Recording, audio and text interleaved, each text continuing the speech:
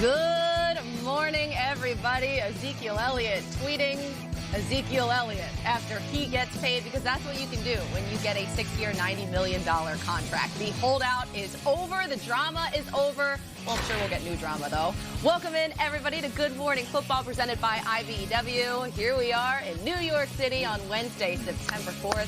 I'm Colleen Wolfe. Kay Adams is in Chicago. We're going to go out there in a little bit. Nate Burleson to my left. Peter Schrager. Kyle Brandt. Hello. Yeah, and we're talking Zeke. We're talking Jared Goff. We got a ton of stuff going on in this show. So let's get to the lead block. Why don't we get to the lead block? All right, and we welcome in our NFL Network insider Ian Rappaport and Cowboys reporter Jane Slater. So Jane, we're going to come back to you in just a second. I'm going to start with Ian just to lay out the details first. Ian. Yeah, it is a mammoth deal for the Cowboys and Ezekiel Elliott. 6 years, $90 million, $50 million guaranteed. And really what often happens in cases like this is the deadline ends up creating the drama and spurring this deal. And that's exactly what happened here. When Elliott came from Cabo on a flight to the Dallas area yesterday, this deal was close. It was close. There was a lot of momentum toward that, but it was not done. And certainly, as Jane knows, there was obstacles all along the way, specifically how backloaded the deal was. That was a point of contention. And the actual guarantee, it was basically going to be between $48 million and $52 million. In the end, the two sides settled for $50 million guaranteed. And now the Cowboys have Elliott under contract in all for 8 years, $103 million. Obviously, the biggest payday he's going to ever see, locked up long-term after his holdout. Thank you, Ian. I will stop texting you, I promise. I apologize for last night, the flurry of text. I just wanted to see if we'd have this ready for the show. I told you it was getting done. Let's go down to Texas. It's all good. Let's go down to Texas. Jane, you have been on this from the start. You have owned this story. What can you tell us from the Cowboys' perspective on the deal? As we know, there are helicopters now over Frisco because the deal is finally done.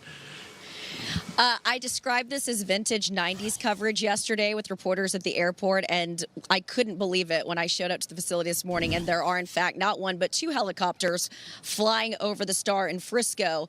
As it was described to me last night, look, these talks continued throughout the evening. It was not without drama. There was some frustration again. Still the language that was an issue. It was the way that this deal was getting structured. But this morning when I reached out, was told Ezekiel Elliott was at practice. I needed clarification myself, and that was when I was told that they agreed to this, that they were finalizing the language, and that he would in fact be at practice today. The team has a meeting at 8:15. The Jason Garrett press conference that's normally scheduled will take place at 10:35, and then they will be back out in the practice field at 11:15 today. You've got to know that his teammates are ecstatic to have him back.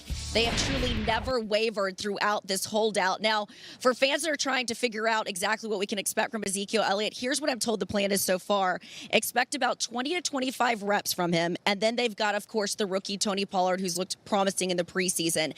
Keep an eye on Jameis Oluwole. I was told this is their best blitz pickup guy on third down. That's a guy they trust a little bit more in protection. Again, I think it's going to be hard to tell Ezekiel Elliott not to eat and to keep him off the field. He's been chomping at the bit to get back here. He's stayed in constant communication with his teammates as well as the coaching staff.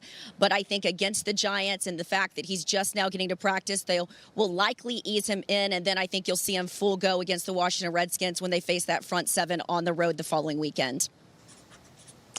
Jane, what a way for Ezekiel Elliott to start this season. You have been all over this from the jump. I mean, you have been in Oxnard at training camp. You've been at the Star. Like you, I feel like need a vacation, but the season starts. Sorry. Right now, so, oh well. Jane, thank you. We'll talk to you in a little bit.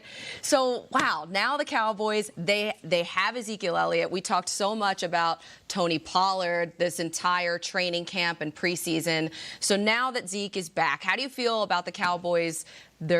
Should I say it? Say it. Yeah, go Their for it. Super Bowl chances? It's really good. With Zeke under contract? It's not only Zeke, it's Jameis Oluwole apparently as well. Let's Jane with a good blitz pickup mention. Awesome stuff from Jane as always, and Ian. Let's look at the Cowboys starting offense, guys. You want to see an all-star team? You got a full screen? Let's look what they've got in the building right now. Let's see. This is a loaded roster on offense. Dak is a very good quarterback. Cooper, Cobb, Gallup, all very good receivers. Jason Witten, and the best offensive line in football. So yes, Colleen, I feel very good about the Cowboys. Everybody is there for week 1. I don't know if everybody's happy. I don't know if everybody's agent is doing flips right now, that some of these guys haven't gotten paid. But Ezekiel Elliott is the final piece to an offense that can win a Super Bowl. And I believe that he is there.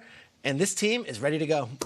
Was that full screen? Is that better than the Eagles' offense? They have a better offense. That's what I'm saying. Like, go ahead, Kyle. Look, I didn't want to bring it up, Kyle. Do it. Please, let's talk about this a little more. I mean, this is where Gotti here in the NFC East. Burleson, what do you think?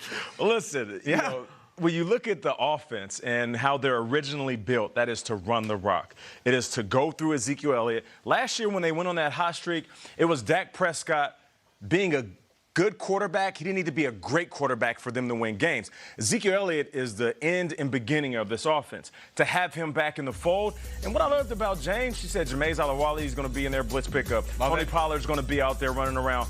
But she said 20 to 25 snaps. Like, that is a large amount of snaps for a guy who hasn't been on the field for at least a month.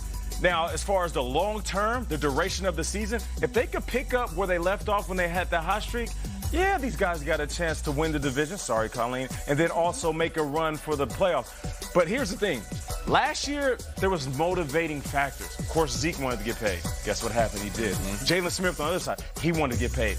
He did. Dak Prescott was playing out of his mind for a hot minute, and he wanted to get paid. It hasn't been done yet. Amari Cooper is still on the list. He wants to get paid.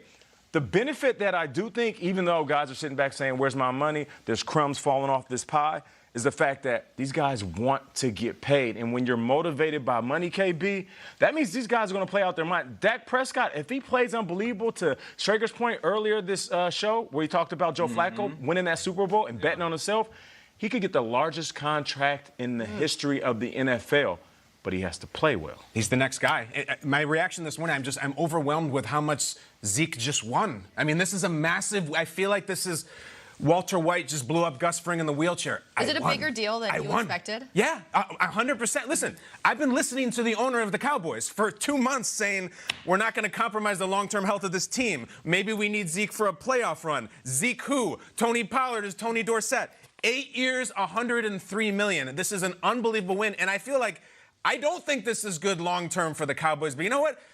Screw it. They might win the Super Bowl this year. In fact, they're considered, I think, to answer the question, one of 4 or 5 favorites to win this thing. They're a loaded team. I'm blown away that not only got done, but got done this big. Zeke Elliott should be doing backflips right now. He won this thing.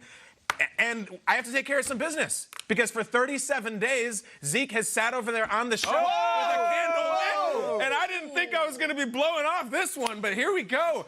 If you're not familiar, ladies and gentlemen, this is our superstar holdout shrine. Trent's still there. Melvin's definitely still there. And we've lit a candle for each one. It used to be 6. Yannick and Mike Thomas. And who was the other one? He just came back just this week. Peter, who just to blow out the candle for? Oh, we did Yannick, and then, of course, we did the Clowney. We did. Clowney. This is the one that I thought was going to stay in Mexico. Bienvenido a los Estados Unidos. Let's walk it back, Tony, because this one I'm just going to do on the run. Zeke, you are now back in Cowboys camp. Everybody. Oh, it's gone! Oh, wow. It is out, and Zeke joins us at the Tony table. on the steady cam. Tony's fantastic. Never mind Tony Pollard. That's the Tony. Hey, Tony Express right there. Break a smile. Are you doing guys it with 8 shocked fingers. that I brought this here? It's unbelievable. Did you think it was going to stay there for the regular season game? Because I started to. I felt like he'd be here for this. I really did.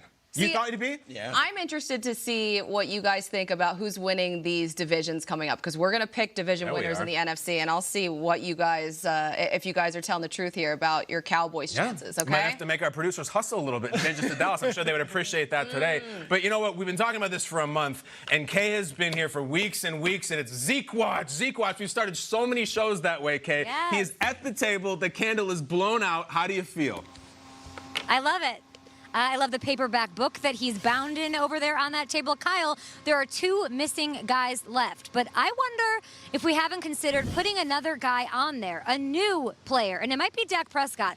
I'm so concerned with how he's going to handle this. I mean, he's been the perfect soldier, a Boy Scout, star pupil this entire time, handling himself, not speaking about anything, but you just know everybody has that person in the room, a friend, an agent, an advisor that is saying, hold out. why would you show up week 1? You're on the last year of your contract. Don't prove it. What if you get hurt? Like, to answer what Nate was saying about get yourself paid, go out there and show what you can do. And the same things that are being used against you in your arguments to get paid, you have a great running back, you have an all-time offensive line, you have all these other factors, you're the Dallas Cowboys quarterback. That's going to work against you in the future. So I just wonder how he's going to handle the pressure, not only of what the season's going to be, what the locker room's going to be, as he's watching Jalen and everybody else count their money in front of him. That's going to affect things, but also how he's going to handle, and maybe Peter, you can speak to this, and Nate, the pressure of not holding out and not digging his heels in, because he's going to be hearing that from somebody. You know, to Kay's point, there's certain guys that do it the old school way. You know, we're used to guys holding out because over the last few years, we've seen Le'Veon Bell saying, I'll walk away from $14 million. We've seen players this year saying, I'm not showing up. But contracts were meant to be abided by. And there's individuals that are professional athletes, and this isn't a knock to the guys that hold out. But certain guys will work their way to the end of their contract. And I respect that about Dak. I did it the same way. I wanted to renegotiate whenever I balled out, but sometimes you just got to wait. And that might be the best thing for